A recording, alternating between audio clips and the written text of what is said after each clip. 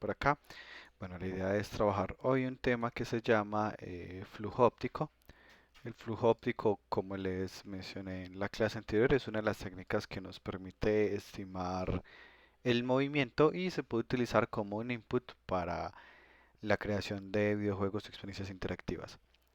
Les di algunos ejemplos con este, como era el de chutar un balón imaginario o el de mover todo el cuerpo como hacia la izquierda o derecha para controlar una nave, ambos hechos pues en experiencias interactivas en eventos. Entrando ya aquí en más detalles de cómo funciona esta técnica, entonces primero el concepto. El concepto de flujo óptico, de hecho pues no siempre existió este concepto, es relativamente nuevo, es de 1940, pues relativamente nuevo considerando pues que muchos conceptos pues fueron definidos hace mucho tiempo y fue de hecho introducido por un psicólogo, no es un concepto que haya nacido propiamente en pues como de un principio matemático, sino de un concepto primero de la percepción humana. Y fue descrito como el estímulo visual que ocurre cuando se desplaza en el mundo. Entonces, si por ejemplo el tren se está moviendo, pues va a tener una percepción del flujo óptico que va así, pues como hacia afuera de la pantalla. Esta habilidad pues, de la percepción del flujo óptico fue pues como caracterizada como algo muy importante en el proceso evolutivo para discernir, como para diferenciar las posibilidades que uno tiene dentro de un entorno, ¿cierto? Dependiendo del tipo de movimiento que uno esté percibiendo. De hecho, se consideró que es una habilidad que ha sido útil para la supervivencia. Entonces, bueno, el campo de visión artificial, hay otra persona importante que es Michael Black, que la describió aquí pues como retomando literalmente de esa forma. Cuando caminamos, manejamos, incluso movemos nuestras cabezas, nuestra visión del mundo cambia. Incluso cuando estamos en reposo, el mundo que nos rodea no está quieto. Los objetos caen, los árboles se mueven, los niños corren. Un movimiento de este tipo y nuestra comprensión de esto parece tan simple que a menudo lo damos por sentado. De hecho, esta capacidad de comprender un mundo cambiante es esencial para la supervivencia. Sin ella no habría continuidad en nuestras percepciones. Entonces notemos que a diferencia de algunos de los algoritmos que hemos hecho, yo creo que todos los algoritmos que hemos hecho, el flujo óptico no solo depende de cada fotograma, sino que va a depender de la continuidad que hay en los fotogramas. El hecho de que nosotros podemos medir flujo óptico dentro de nuestros cerebros de forma intuitiva nos permite tener esa percepción de movimiento. Si yo solo analizo, por ejemplo, pensemos en que nosotros vemos un carro y, y luego vemos otra vez el carro, pero más cerca. Pero si nosotros solo analizamos mentalmente, solo analizáramos cada fotograma, cada imagen que nos llega a la cabeza, no sabríamos que el carro se está moviendo. Pues vimos un carro, luego vimos otro carro, así, ahí hay un carro. En otro frame, así hay un carro. Pues en la medida en que nosotros somos capaces de tener en cuenta el fotograma anterior o los fotogramas anteriores dentro de nuestra cabeza, porque el cerebro tiene una memoria, nos permite darnos cuenta que el carro, por ejemplo, se está moviendo, o inclusive hacia dónde se está moviendo hacia la derecha, se está moviendo hacia la izquierda y tener un estimado de su velocidad. Entonces nosotros estamos calculando constantemente ese flujo óptico de todo lo que nos rodea. Pero darle esa misma capacidad a un computador pues no es tan trivial. Y pues ya vamos a ver por qué. Entonces bueno, el flujo óptico es el patrón de movimiento aparente de los objetos. Entonces si yo tengo acá, por ejemplo, un objeto que estaba aquí en un momento y luego está aquí, luego está aquí, luego está aquí, luego está aquí, pues el flujo óptico sería un vector que me representa ese desplazamiento que tuvo. Miremoslo aquí. En la imagen uno yo tengo este punto de acá. Y en la imagen 2 pues este objeto. Y en la imagen 2 tengo ese mismo objeto, pero ahora en otra posición diferente. El flujo óptico sería dibujar un vector que va desde la posición del objeto uno hasta la posición del objeto 2. Ese vector es el que conocemos como el flujo óptico, pues o el vector de desplazamiento. Que nuevamente esto parece muy intuitivo, claro, si yo veo aquí, no sé, un vaso y luego el vaso ya está un poquito más a la derecha, pues hay una línea que me representa el movimiento de ese objeto. Y también podría representarse pues en una representación 3D, pues considerando como una rotación por parte del observador y luego pues podríamos dibujarlo en un plano 2D y se vería algo como eso, pues una percepción esférica del movimiento plasmada en un plano 2D. Hay que entender la diferencia entre dos conceptos, uno se llama motion field y el otro se llama optical flow, que son diferentes. En estas imágenes que estamos viendo acá, supongamos que esta esfera está rotando, pero la luz está quieta. Como la esfera está rotando, el motion field, o sea, el campo de movimiento está cambiando, porque la esfera se está moviendo. Pero el flujo óptico está en cero, porque la esfera no está presentando ningún cambio, ¿cierto? Si yo roto una esfera y el sol está quieto, pues yo de hecho no me daría cuenta que estoy rotando la esfera por el hecho de que siempre se va a ver la luz exactamente igual. Pero si yo cambio la posición de la luz, estaba antes a la izquierda y a la derecha, el motion field me va a dar cero porque la esfera no se movió, pero el flujo óptico me va a dar un valor diferente de cero, porque cuando yo muevo la luz, el comportamiento de esta esfera cambió. Entonces, por eso digamos que aquí, cuando hablamos de flujo óptico, se habla como de percepción de movimiento. Aquí no se movió el objeto en sí, se movió fue la luz, pero hay una percepción de movimiento, hay una percepción de que algo cambió. Bueno, cuando tenemos... Ah, bueno, pues aquí está más explicación de la diferencia entre motion field y el optical flow, que es pues, lo que les acabo de explicar, pues escrito, básicamente. ¿Para qué se utiliza el flujo óptico? Se ha utilizado en varios elementos, incluyendo efectos en películas y series. Entonces, por ejemplo, cuando calculan, digamos, las distorsiones, esta es una escena pues muy famosa, pero ya muy vieja de la primera película de Matrix, en donde el disparo distorsiona la zona por la que pasa. Y esto se hizo pues calculando el flujo óptico del proyectil y utilizando esa línea de flujo para crear una distorsión en los puntos donde había ese flujo. O para distorsionar inclusive pues en la posición del movimiento aquí pues en el caso de la cara. Pero se utiliza pues digamos esto como en términos de transformación, e incluyendo pues también esta película. Hay una película muy vieja que se llama Afterlife, con Robin Williams, en donde algunas escenas parece que fueran hechas pintadas, o si notan todo el fondo parece que estuviera hecho pintado, como pues con una brocha, manualmente, pero realmente este era un campo normal, pues flores, matas, lo normal, y lo que se hizo fue que se tomó el flujo óptico para determinar la dirección del movimiento, y esa dirección de movimiento se, se reemplazaba por unos trazos de pintura. De hecho, este VFX de esta película inclusive pues ganó un premio en su momento, y uno de los conceptos principales para lograrlo fue el flujo óptico, en donde todo la escena real se le calculaba el flujo óptico de acuerdo al movimiento respecto a la cámara y se distorsionaba en dirección de ese movimiento, aparte pues de unos cambios de saturación y brillo, pero bueno, pues fue como el truco principal. Ya respecto a datos de clasificación, compresión de video, es decir, eso hace parte de lo que alimenta las matrices, por ejemplo, de los self-driving cars, estimación de movimiento, tracking, inclusive puedo hacerle tracking a un objeto mirando como hacia la posición nueva a la que está llegando, de estabilizar video también, porque si yo entiendo para dónde fue el movimiento, yo puedo estabilizarlo. Bueno, hay varios usos que va a tener esto. Ya les muestro por acá un ejemplo del de distorsión, lo encuentran en la imagen original. Ah, pero esta no era, yo creo. Ah, no, sí, sí, sí es acá. En los ejemplos de OpenCV hay uno que se llama Optical Flow, como podrán imaginarse, pues este es el que nos tiene ya el cálculo del flujo óptico. Sin embargo, hay varios métodos. Este es uno que se llama Dense Optical Flow. Noten que calcula como una malla y en la malla está calculando todo el tiempo el flujo óptico. Pero adicionalmente nos permite hacer una distorsión en donde está el flujo óptico. Entonces, si yo me empiezo a mover, empieza a distorsionarse la imagen original con base en las líneas de movimiento, que es algo parecido pues a lo que les mencionaba de la película. O también podemos visualizarlo en HSV para hacer una visualización del flujo que está ocurriendo. Aquí lo que pasa es que cada línea pues va a representarse con un valor, digamos, en HS, y creo que es la dirección se representa en HS y la magnitud en el brillo. Entonces cada uno de esos colores que estamos viendo es por los ángulos que están variando, y el brillo de acuerdo a la magnitud de ese movimiento que ocurrió. Pues mientras más me mueva, más brillante sería. Aquí pues como nuevamente los últimos dos ejemplos fueron para transformación, pero realmente pues este flujo óptico podemos analizar las flechas para saber hacia dónde se está moviendo la persona o las personas que están participando en la experiencia y tomar decisiones, como voy a mover un personaje para la izquierda, voy a mover un personaje para la derecha, o lo voy a inclinar o voy a chutar un balón, ya depende como del planteamiento que se haya hecho.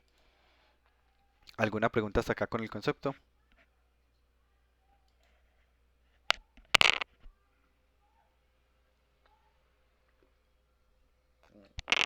Bueno, continuando entonces, este parece que es un problema trivial, pero nuevamente parece un problema trivial porque pues el cerebro es supremamente avanzado y tiene muchos datos para hacer ya el entrenamiento, pero cuando queremos que una cámara haga el flujo óptico es un problema que es de hecho muy complejo. Pensemos en esto, yo tengo esos píxeles que están en la imagen H y en la siguiente imagen Y están los mismos píxeles, pero están en posiciones diferentes. Yo cómo puedo estimar el flujo óptico. Noten que de por sí es un problema porque cómo podría yo saber que este objeto se refiere a este mismo, este a este y este a este. Porque aquí fácilmente yo puedo haber dicho que este objeto se referiera a este y este se refería a este. Y en ese caso sería diferente porque lo que pasó con este es que se movió hacia abajo y este se movió hacia arriba. Noten que el entender, el poder calcular el flujo óptico implica que de alguna forma yo tengo que saber cuáles puntos corresponden entre una imagen y otra. Y de por sí pues ahí ya entran varias dificultades adicionales. Entonces primero vamos a plantear unas hipótesis que nos van a permitir calcular el flujo óptico. Primero debe haber una correspondencia en píxeles, o sea, este píxel que estaba aquí debe ser el mismo píxel que está en la imagen siguiente. El mismo píxel implica que el cambio del valor de este y de este son muy parecidos. Es decir, si esto valía un 80, aquí estamos en escala de grises, si esto valía un 80, pues este también debería valer aproximadamente 80, porque es el mismo píxel. Si no fuera el mismo píxel, pues tendría un valor diferente. Siguiente, pues ese se llamaba Brightness Constancy, y el siguiente, Small Motion, es que los puntos no se van a mover demasiado, es decir, entre un fotograma y el otro uno esperaría que este punto se haya desplazado una cantidad máxima, que no es muy grande, y no que de aquí haya pasado a otro extremo, pues porque se implicaría que la persona se movió demasiado rápido y no es lo normal en el video, pero lo normal en el video es que el movimiento es continuo, no es como que uno se pueda teletransportar de un punto a otro, y dado pues esa continuidad, el cambio que va a haber entre un píxel y el otro no va a ser muy grande. Esto pues sobre todo si estamos con una buena tasa de frames. Si estamos con una tasa de frames muy mala, pues esto no tendría sentido. Y esto, bueno, aquí implica unas ecuaciones por acá. Entonces, para la ecuación de la constancia del brillo, estamos diciendo que en la imagen original hay un píxel que va a ser igual a la imagen nueva. Esta es imagen original H, imagen Y, que va a estar ubicada en el mismo X más un U, que es el vector de desplazamiento en X, más un v, que es el vector de desplazamiento en y. Y aparte, si hay un cambio que no es muy grande, se plantea, de hecho esto lo puedo sacar de aquí de la misma definición de acá.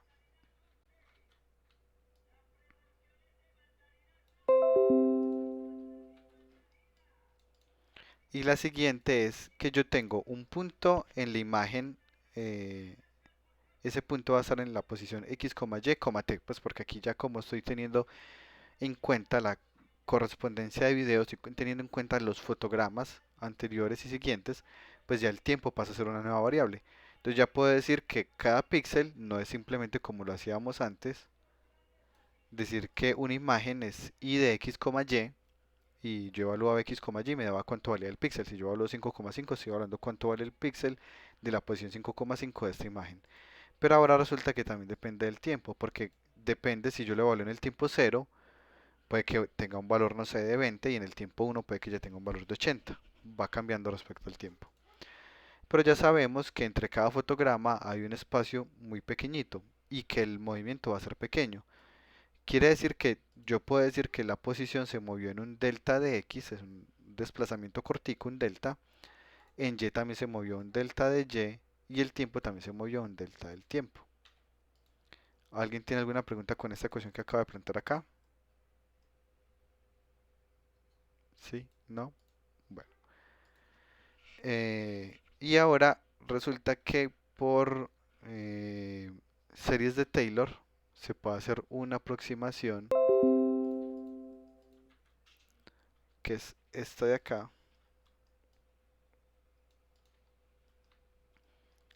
en donde nosotros podemos tomar esta parte de acá, pues este f de x lo tomamos como la derivada de f respecto a x y podemos, o sea, podemos reemplazar esta parte aquí y reemplazar esta parte acá, lo que nos quedaría, sino que pues aquí estoy simplificando demasiado la explicación matemática, pero es porque no hace parte como de lo que nos interesa, pero básicamente esta que tengo este desplazamiento que yo tenía aquí, que lo tenía planteado como x más delta de x, y más delta de y, yo puedo representarlo como ix, y más u, que es el desplazamiento multiplicado por la derivada de la imagen respecto a x, la derivada parcial, perdón, de la imagen respecto a x, más v por la derivada de y respecto a y.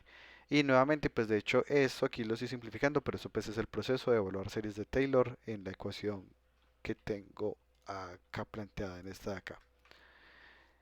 Y luego de llegar a esto, pues yo tengo un sistema donde tengo estas dos ecuaciones, pues yo puedo igualar esta con esta de acá. Y luego de simplificar, me va a quedar que la imagen en el tiempo va a ser, perdón, más creo que se llamaba el gradiente, no me acuerdo si este sí es el símbolo de gradiente o es otro. En la imagen evaluada en v va a ser igual a cero. Nuevamente, pues hay todos unos cálculos del porqué de esto, básicamente. Solo que no hace parte de lo que queremos estudiar acá, sino entender como la complejidad de esto. Y aparte de un problema que ocurre, y es que yo tendría dos incógnitas para una sola ecuación, que serían el u y el v.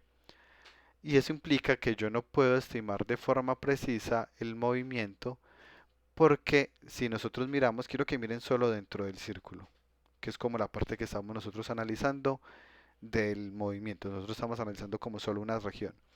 Si miramos, a pesar de que aquí él se estaba moviendo para arriba, aquí se estaba moviendo para la izquierda, aquí se estaba moviendo diagonal, cuando miramos dentro del círculo, si pueden traten como de enfocarse solo en el círculo y luego en el otro círculo, y luego en el otro círculo van a notar que se mueve exactamente igual. Dentro del círculo, la percepción de movimiento se nota igual. Y podría ser que se esté moviendo diagonal hacia arriba o hacia la izquierda. Esto es un reflejo del hecho de que no tenemos suficientes datos para resolver esta ecuación de acá. Y se conoce como el problema de apertura. Por eso entonces necesitamos plantear alguna ecuación adicional que nos permita resolver este problema. Hay varias soluciones para esto. Una de esas fue planteada por los autores Lucas y Canade, que decidieron utilizar una restricción local para resolver el problema de apertura, en donde se utiliza una ventana. Entonces ellos analizan solo una ventana de datos y en esa ventana de datos es donde están calculando el flujo óptico de solo esa ventana. Entonces si hay movimiento, solo se analiza el movimiento de esta ventana de acá. Y luego se plantea otra ventana a otra parte y se analiza el movimiento ahí. Digamos que si yo fuera a hacerlo con toda la imagen, sería muy costoso porque yo tendría que plantear esta ventana aquí, luego esa misma ventana sobrepuesta, cambiar el color aquí, y luego esta ventana sobrepuesta aquí, y luego aquí, y en cada una de esas ventanas calcular el flujo óptico, pero sería pues súper costoso hacer eso. Entonces el algoritmo de Lucas-Canade es un poco más complejo que esto, porque lo combina con la detección de puntos de interés. Entonces él hace el análisis primero de detección de esquinas importantes. Entonces él detecta como dónde para información, igual que el algoritmo que ya habíamos visto en la última clase, que hay algoritmos que nos permiten detectar esquinas. Y en cada esquina que encontró, él plantea una ventana y ahí es donde se hace la medición del flujo óptico. Solo que esta ventana pues se va desplazando junto con el flujo óptico. Vamos a ver aquí el algoritmo de Lucas Canade funcionando. Y lo que pasa es que en el algoritmo de ellos, primero hacen la detección de los puntos de interés y a partir de ahí solo calculan el flujo óptico. Noten que solo está calculando el flujo óptico en unas partes de la imagen, que es donde más haya encontrado información, que es donde está marcando esos puntos de ahí. Y en esas partes es donde va a ser el cálculo. Eh, esa es nuevamente una de las posibles soluciones, el de Lucas Canade. Este ya sabemos que tiene una ventaja, es que ya detecta la región donde hay información, pero igual hace la detección de movimiento, así que este es muy óptimo, este funciona muy bien y pues ya hay un algoritmo implementado entre los ejemplos de OpenCV. Hay un, Disculpa, sí, con regiones de información, o sea, ¿qué información es la que saca? Perdón. No. ya, es combinando lo mismo que habíamos visto, ya lo muestro por acá en bueno, Drive.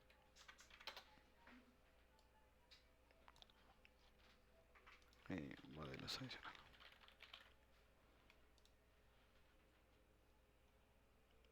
La clase anterior vimos unos algoritmos que se basaban, como este de acá, el de Feature Homography, más Feature Matching, bueno, que en todo caso este primero hacía algo que era una detección de esquinas. Y esa detección de esquinas es importante es porque se asume que en las esquinas es donde más hay información. Es decir, si yo tomo, vamos a mirar aquí, una persona.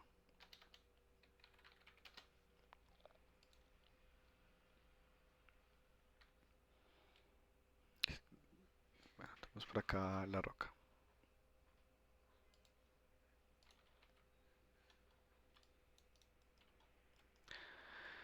Oh, se me olvida que eso es rota. Bueno, eh, pero roté fue todo el canvas.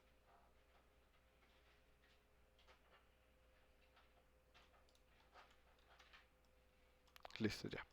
Bueno, entonces cuando nosotros analizamos puntos específicos hay puntos donde no hay mucha información. Si yo por ejemplo me parara en un punto cualquiera de la cara, pues aquí no hay mucha información porque pues esto es piel y lo que es al lado que es exactamente piel va a ser muy parecida y lo que hay al lado que es piel es muy parecido y lo que es piel es muy parecido. Lo mismo si me paro dentro del ojo, pues estoy dentro del ojo. No hay mucha información pues como en estas partes porque son muy parecidas entre ellas. Y lo mismo si me paro en algunos puntos de la ropa, no hay nada de información porque aquí todo es exactamente igual. Cuando yo trato de ver qué hay alrededor, no hay nada. Eso significa, si la información no cambia, pensemos en que yo estoy aquí muy cerquita para que se note, si la información no está cambiando, es porque no hay información, ¿cierto? Porque todo el tiempo está constante. Digamos que parte del concepto de información es que hayan cambios. Di- Poniéndolo como en términos muy humanos, si alguien nos dice la misma historia todos los días, no nos está dando información, porque es algo que ya sabíamos y siempre nos dice lo mismo, entonces no está aportando información. Parte del concepto de información es que hayan cambios en el proceso. Entonces, yo estoy mirando la camisa, no hay cambios, no hay cambios, no hay cambios, ahí no hay nada de información. Pero cuando yo analizo esta parte de acá, acá hay un cambio. Acá hay un cambio de superficie entre el fondo y la ropa. Aquí hay información. Acá hay información. Acá hay información. Y lo mismo por acá, pues va a haber información aquí, por ejemplo, entre el cambio de piel y la ceja. De hecho, si recuerdan el algoritmo de detección de rostros, pues se basaba en eso, en cambios de información entre, por ejemplo, las cejas y los ojos, la frente y la parte más arriba, pues las cejas y la frente, el mentón y labio, la nariz en la parte central y los lados. Se basaba en esos cambios de información que ocurrieron ahí. Y lo mismo, Buforia, que es el sistema de realidad aumentada, Buforia. eh, Buforia Good Marker. Y lo mismo si, por ejemplo, pero ellos tienen un post, pero no es el que estaba buscando. Este sí es. Y lo mismo Buforia, cuando uno sube cualquier imagen para hacer la detección de realidad aumentada, lo que él hace es poner unos puntos en las esquinas, porque es donde él detecta cambio, y esos son los puntos que hay información y que él puede detectar entre una imagen y otra. Es decir, esta es la imagen en la que él va a poner el objeto de realidad aumentada. Esta imagen, aunque yo la rote, él es capaz de detectar la correspondencia con la imagen original porque él compara este punto en donde hay información con el punto de la imagen rotada. Y si notamos, pues como algunos de los elementos que ellos nos dicen como buenas prácticas, nos muestran aquí una imagen con 5 estrellas, aquí una con una estrella, porque en esta imagen, como hay tan poquito contraste, no es fácil detectar que es una esquina. Esto aquí podría ser una esquina, pero se parece tanto al fondo que no se logra detectar. Lo siguiente, las imágenes que aparentemente tienen mucha información como esta, pero mentiras porque son patrones repetidos. Noten que aquí yo como sé en cuál de estos picos estoy parado, si son exactamente iguales. Entonces aquí también me puso solo 2 estrellas porque hay mucha información, pero está repetida. Entonces yo no sé si estoy parado en este y este, porque es exactamente la misma información acá y acá. Nuevamente, de hecho, pues no aplicaría el concepto de información acá. No es información porque me están dando los mismos datos entre este y este. Aquí hay muchos datos, claro, hay muchas esquinas, pero no hay información, porque este objeto, estos datos y estos datos son exactamente iguales, así que no hay información. Hay datos, pero no hay información. Y pues digamos que eso es lo que puede hacer. Noten que este inclusive tiene un montón de datos, pero tiene 0 estrellas. Tiene un montón de datos, pero tiene apenas 2 estrellas. No sé si con esto Coronado va haciendo un poquito más claro el concepto de información. Sí, sí. ¿Alguien tiene de pronto alguna pregunta como respecto a este concepto de lo que se considera información? Ah, no. Tenía una pregunta acerca del código. Ah, listo, no, dale. Del código, si quieres. Que sí. Sí, en el método lo que hace es hallar el punto de información de los píxeles que varían y trazan esa raya verde que alcancé a ver. Sí, de hecho el código aquí se ve muy largo, pero aquí el código se ve muy largo, es porque él está haciendo el dibujo. Dibujar en OpenCV, que no es un software hecho para dibujar, es más difícil. Entonces por eso el código se ve largo. Pero quiero que notemos aquí que el código es este. Calcular flujo óptico, eh, cuál es el frame actual y cuál es el frame anterior. Porque pues yo tengo que pasarle los diferentes fotogramas, frame actual, frame anterior, y aquí pues unos parámetros que él puede recibir, que aquí los definimos, como el tamaño de la ventana donde él va a buscar ese cambio, y unos criterios que él tiene para determinar qué se considera, pues que ya son propios como del algoritmo, porque hay varios criterios que uno puede plantear para diferentes tipos de situaciones. Pero el algoritmo en sí es este: calcular flujo óptico, imagen actual, imagen anterior. eh, no recuerdo cuál es la otra información que recibe. Yo creo que si es el punto inicial o el punto final. Mm, ya voy a revisar otra vez la documentación. Y ya lo otro que tenemos aquí, que se hace muy largo, es porque pues tiene que hacer un ciclo for entre todos los puntos, siempre y cuando hayan puntos, para poder dibujar un círculo entre ellos y luego dibujar unas líneas entre ellos. El código se ve muy largo, pero es más que nada por la parte de dibujar. Si nosotros buscamos el algoritmo, que ya les voy a explicar por qué el nombre que dice como PIR, pues PIR, el algoritmo es sencillo, pues. De hecho, él ya tiene pues unos atributos por defecto.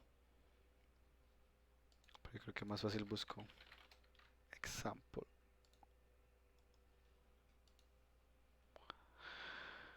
Y noten que aquí, pues miren que el código es muy cortico.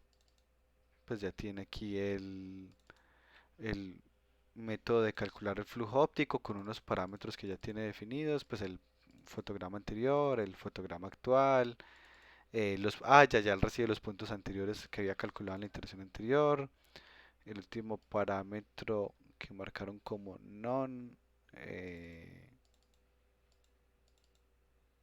¿cuál fue?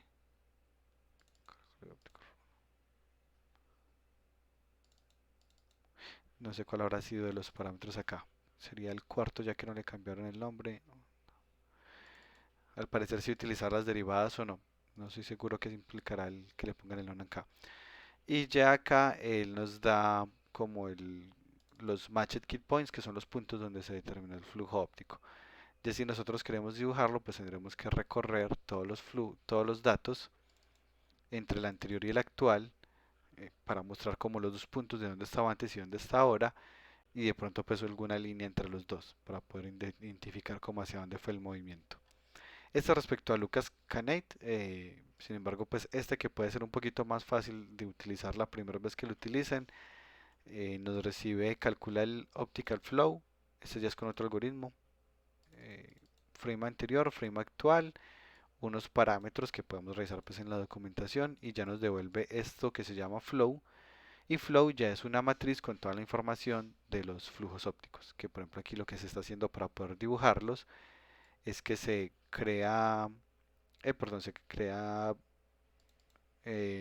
calcula el ángulo entre el flujo en la posición 0 y el 1, porque el flujo es como dos matrices. Una matriz de dónde estaba antes el flujo y una matriz de dónde está el flujo ahora, en la posición 0 y en la 1. Y acá entonces podemos calcular el ángulo entre estos dos para poder dibujar luego la línea, bueno, pues con una magnitud v que podemos calcularla pues como la distancia entre ellos y luego dibujarla acá. Ahorita podemos retomar el código con un poquito más de calma, sino que aquí me estoy adelantando con otro algoritmo, ya voy a retomar acá, pues antes de desviarme mucho. Cuando calculamos esto tenemos un problema y es que el concepto de movimiento pequeño o grande pues va a depender de yo cómo esté mirando la imagen. Si yo muevo como la mano entera, pues los movimientos que van a ver son grandes. Entonces, ¿cómo puedo resolver ese problema? Y se hace eso utilizando pirámides. Entonces pensemos en que cuando los movimientos son pequeños, pues esta imagen de acá los va a detectar, pero para los movimientos grandes ya esta imagen de acá los va a detectar.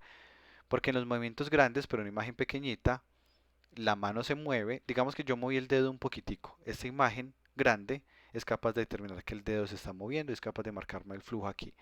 Pero si yo muevo la mano entera, aquí la ventana se quedó corta, quedó muy pequeñita para el movimiento de la mano entera, pero aquí el movimiento de la mano entera sí se alcanzó a detectar porque es la ventana que es del mismo tamaño para el movimiento de la mano, ahora sí es completamente válido. Entonces el truco pues para resolver esta parte y la razón por cual el nombre es Optical Flow como Pyre de pirámide es esta razón de acá. Sin embargo existe otro que es el algoritmo que ya les estaba mostrando ahí en Python que es diferente, que se llama como cálculo de flujo óptico denso, en donde se hace el cálculo del flujo óptico pero a toda la imagen, considerando el fotograma actual y el fotograma anterior, que es este de acá que se llama frame back, que es el que ya les estaba mostrando aquí. Y ahora sí pues voy a retomar el código. Nuevamente pues por eso estoy mostrando dos códigos aquí. Este es el algoritmo de Lucas Canate, que es el que se basa primero en detectar puntos de información. Y ese es el de flujo óptico denso, que es el de su autor Fernbach, creo que se llama no sé cómo se pronunciará, Fernbach.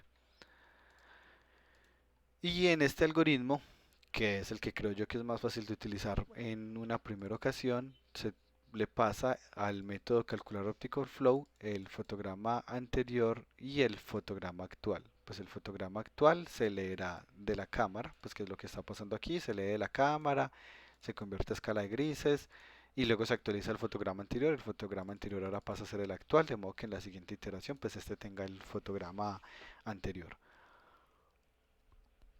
Y luego acá se está calculando, se están dibujando las líneas con este método que llaman aquí Draw Flow. Aquí está, que muestra el flujo. Aparte pues puede mostrar la parte del glitch y del HC, pero bueno, nos interesa justo ahorita mostrar el flujo. Y para mostrar el flujo, él recibe dos parámetros, la imagen y el resultado del flujo. Que nuevamente el resultado del flujo va a tener la información almacenada en diferentes canales. En uno de los canales él va a tener almacenada como la información del anterior y en otro canal la información del actual y ya con base en esto yo puedo calcular la dirección de ellos. Si por ejemplo a uno le interesara calcular el flujo óptico promedio, pues yo lo que podría hacer es ir a recorrer cada conjunto de puntos, calcularle la dirección, pues que la dirección la calcularía como x2 menos x1, esa me daría la dirección en x, pues o el fx, y y2 menos y1 me daría la dirección en y.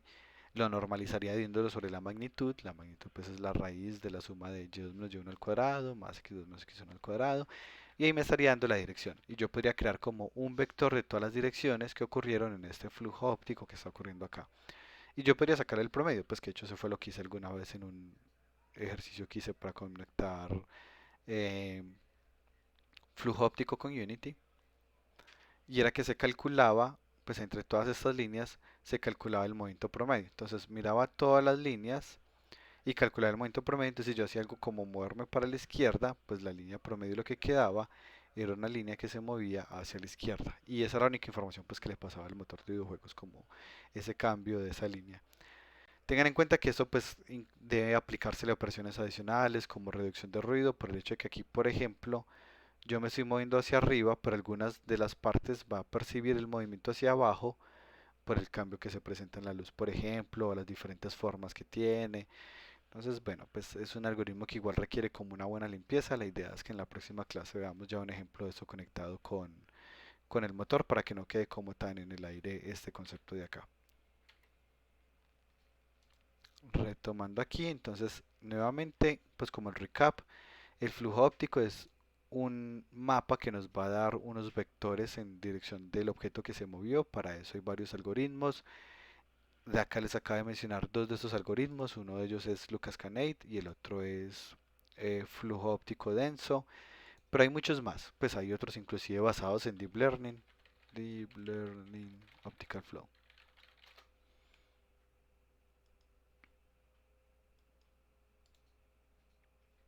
Que son algoritmos pues relativamente nuevos. Entonces aquí se hace lo que habíamos mencionado ya, una convolutional network, que es estas son esas redes neuronales que utilizan kernels para aplicar, esos kernels aprenden solos y finalmente después de todo el resultado ya es capaz de dar una indicación del movimiento. Acá pues lo están pintando en forma de colores, entendiendo pues que el color va a representar un X, Y, Z. Pues Z es, el azul es que tanto se movió en Z, el rojo es que tanto se movió en X y el verde es que tanto se movió en Y. Y la combinación de ellos pues más estos colores que estamos viendo acá. Pero nuevamente pues hay muchas formas de hacer esta estimación de flujo óptico y como en todo lo que les mencionaba visión artificial, el problema es que visión artificial es pues el problema y la ventaja es que es un tema que está cambiando supremamente rápido. Por ejemplo, este que les acabo de mostrar aquí es de enero de este año. O sea, es algo relativamente nuevo y los papers van naciendo con esa misma velocidad prácticamente. Este es del 2020, por ejemplo, otro algoritmo diferente. Y bueno, pues ya aquí podrán seguir investigando todo lo que quieran del tema. Lo importante era entender el concepto y ver pues como algunos de los ejemplos. Ya aterrizaremos más con el ejemplo en la próxima clase. ¿Preguntas que tienen?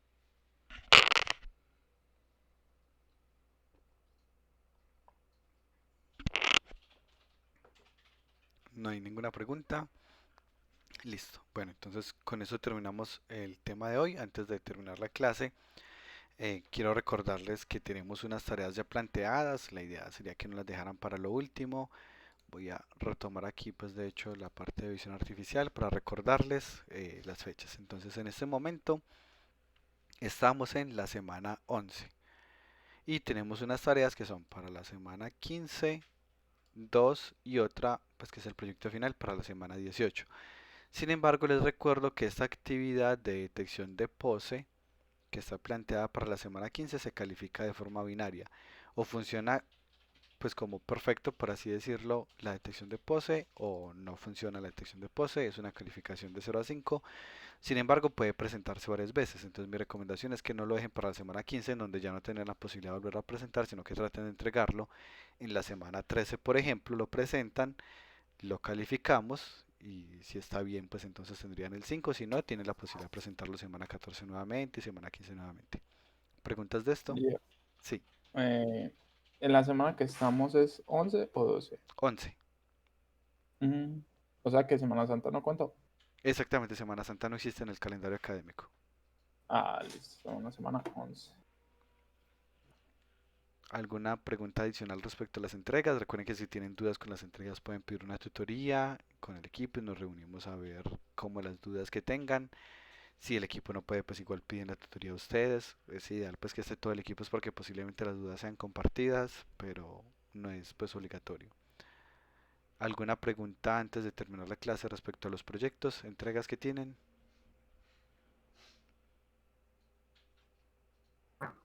Escucha, Sí. profe, sino que como durante las 2 semanas pues, está incapacitado, pues hubo unos trabajos que no puede presentar. ¿Será que puedo sacar una cita para entregar? Sí, sí, sería pedir una tutoría y ya ahí nos sentamos y revisamos lo que quedó pendiente de... Listo, profe. Dale, Gracias. dale, no hay problema. ¿Listo? ¿Alguna pregunta adicional? No, listo. Bueno, nuevamente, no dejen para lo último. Recuerden que para la estimación de pose les compartí un código base que les puede servir, pero bueno, ya cada uno irá decidiendo cómo lo resuelve. Eso sería todo entonces por hoy. Como siempre, la clase quedó grabada.